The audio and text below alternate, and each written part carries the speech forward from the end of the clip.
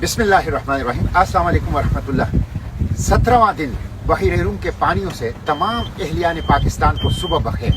गुज़िश्ता 24 घंटों से आपसे कोई राब्ता नहीं हो रहा, न ही मेरे सोशल मीडिया प्लेटफॉर्म पे कोई अपडेट्स है, इसलिए कि इसराइल के ज़ोनिस्ट अपार्टीड रैशिस्ट रिजीम ने मेरा मोबाइल जाम कर दिया है और मेरा मोबाइल बिल्कुल काम नहीं कर रहा। इसलिए मैं किसी राबिते में भी नहीं हूँ पाकिस्तान से और न ही कोई अपडेट्स अपने सोशल मीडिया के ऊपर डाल रहा हूँ।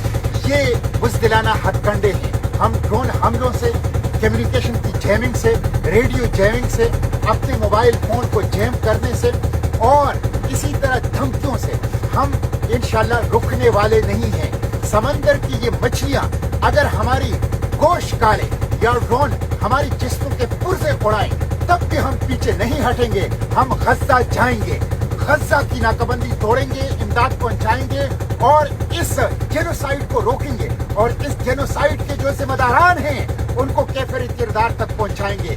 कल मेरे एक साथी ने जो मेरे साथ इस सफर में है, फ्रेंच नेशनल, उसने स्टेटस डाला था कि गज़ा में शुहदा के लाशों को वो बिल्लियां और कुत्ते खा रहे हैं और हम मुसलमान बेफिक्र बैठे हैं। हम कैसे मुसलमान हैं? हम कैसे मुसलमान हैं? हमें कोई एहसास क्यों नहीं है? हम उठते क्यों नहीं है? हम आवाज क्यों नहीं उठाते? हम कदम क्यों नहीं बढ़ाते?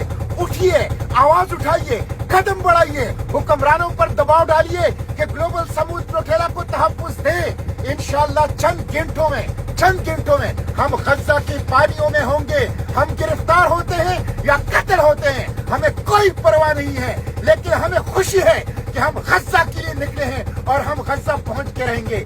इसलिए आपसे अब कोई राब्ता नहीं होगा कि मेरा मोबाइल जैम हो चुका है, मेरा मोबाइल हैक हो चुका है। और आप हमारे लिए दुआ करें और हमारे लिए आवाज उठाएं और इंशाअल्लाह हम गज़ा पहुंच के रहेंगे। हुक्मरानों पर दबाव डालें, पार्लियामेंट के सामने, सूबाई असेंबलियों के सामने, चौक और चौराहों, तालीमी इदारों के अंदर और दुकानदारों की अंजुमन और प्रेस क्लब और बार एसोसिएशन में आवाज उठाएं हमें तहफ्फुज़ देने के लिए, ग्लोबल समूह प्रोटेला को तहफ्फुज़ देने के लिए, ताकि इस नाकाबंदी को हम तोड़ दें और गज़ा को हम बचा सकें। बहुत शुक्रिया।